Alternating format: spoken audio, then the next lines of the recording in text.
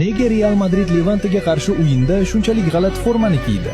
Dastlab muxlislar bu La Liga va hakamlarga qarshi bir turdagi norozilik deb o'ylashdi. Oxirgi paytlarda haymonlar liga prezidenti bilan tortishib kelayotgan, hakamlik qarorlaridan esa doim shikoyat qilib kelgan edi. Ammo aslida bu juda insoniy va samarali harakat bo'lib chiqdi. Formalardagi ismlar oddiy yozuv bilan emas, balki ishora tilida yozilgan edi. Bu esa Butunjahon ishora tili kuni sharafiga qilindi. Real shunday yo'l bilan inklyuziyani qo'llab-quvvatlash va jamiyatda ahamiyatli masalalarga e'tibor qaratishni istadi. Keyinroq bu formalar maxsus auksionda xayriya uchun sotildi. Hech kim kutmagan edi. Odatda shon-sharaf, dabdaba va ambitsiyalar bilan bog'anadigan klub bu safar o'zining eng oddiy va insoniy qirrasini namoyish qildi.